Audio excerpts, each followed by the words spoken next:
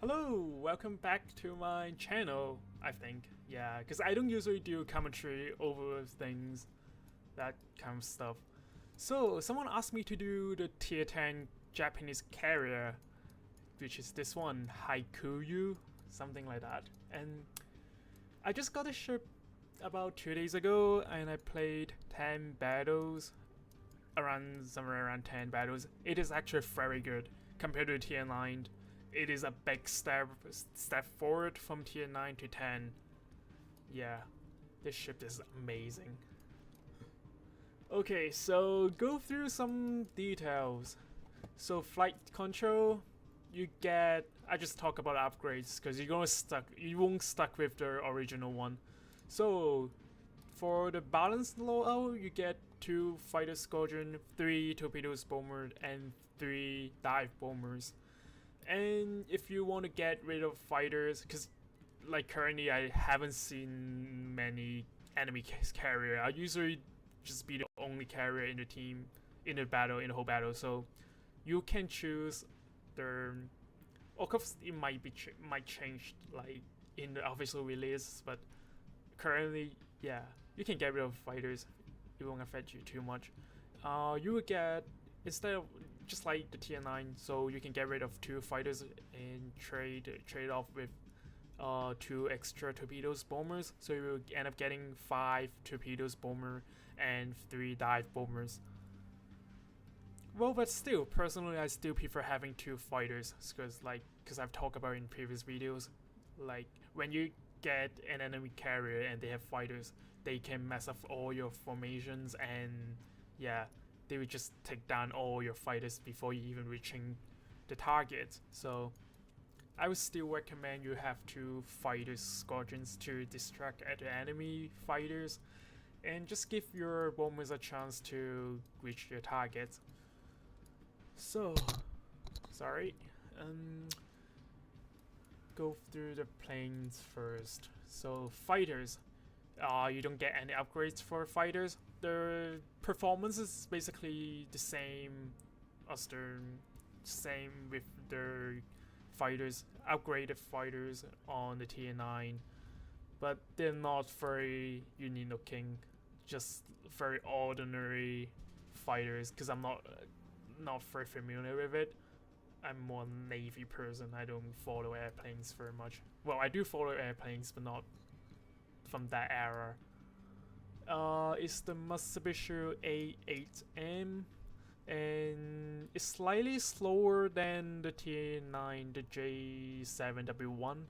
It can go up to 160 knots, and the rest are very similar.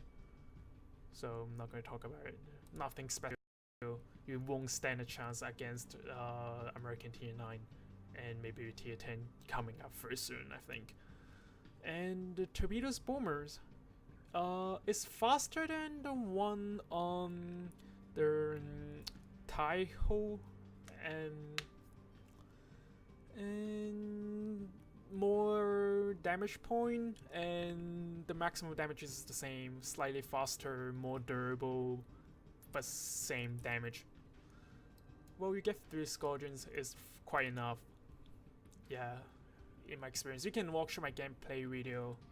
And for dive bombers, I just got this unlocked. You can see I'm very broke, and those are very interesting.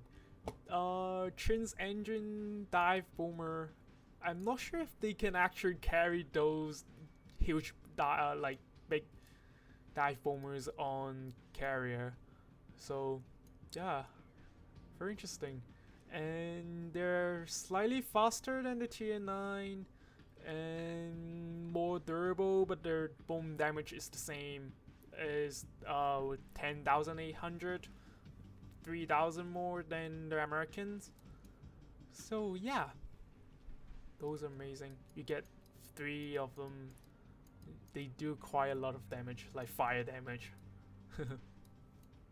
And you get 63,000 damage point, and secondary armament.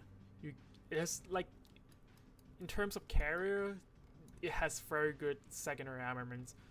even though like the stat is the same, but still you get 2 extra on each side of those 100 millimeters dual purpose gun.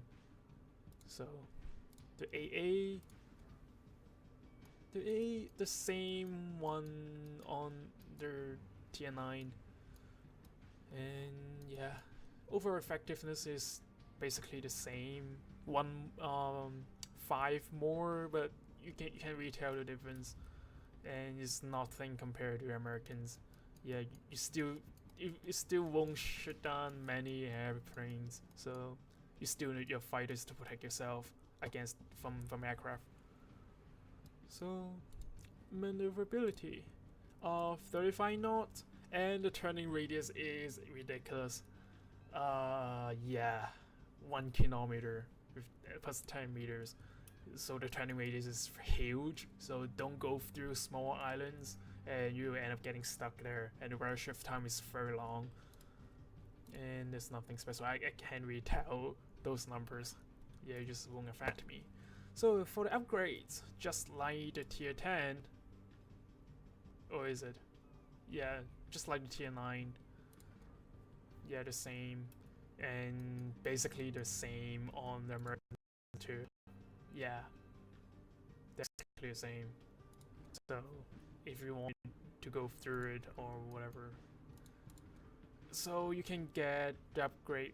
I don't want to call it upgrade because it's more like trade-off sometimes on like on the tier 10 carrier. So you're trading off your reload time for, like, you're trading off your aiming speed for reload time. So they're more like a mod instead of an upgrade. And you can get the upgrade. The one I chose is 10% buff for their guns effectiveness. I can really tell the difference because I have this since the very beginning, so I can really compare it. But it feels better, I think, because like if I have the fighters, I don't need my A guns, and most of the time, just myself. There are no other carriers, so you could choose. Just, I don't know, it's your choice.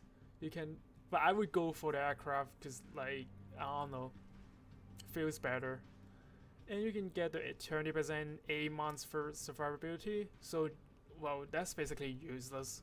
Cause like no one's going to take down your A months or anything. And yeah, I would go for the first one. Obviously, they're not.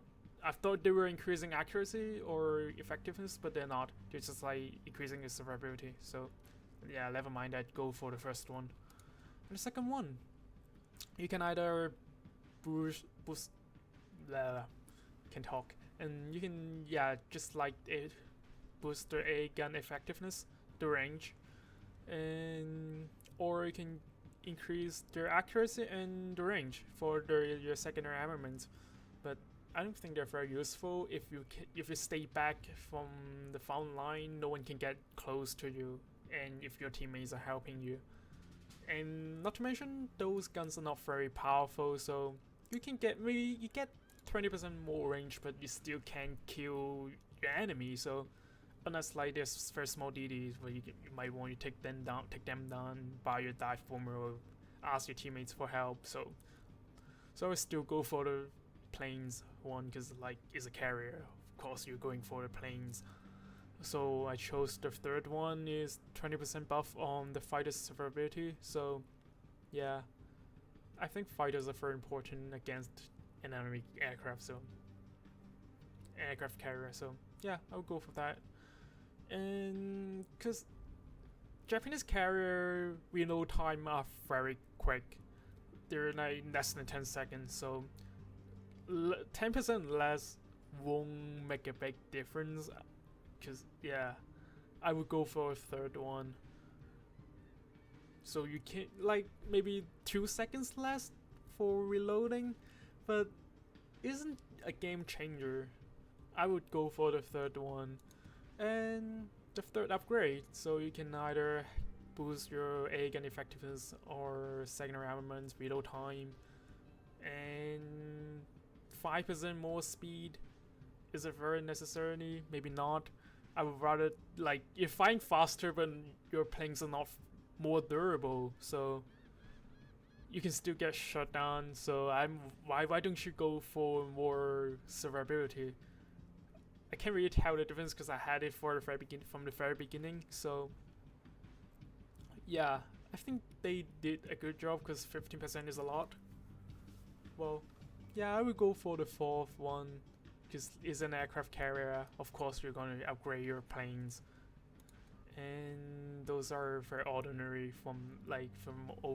throughout all tiers. You can get those.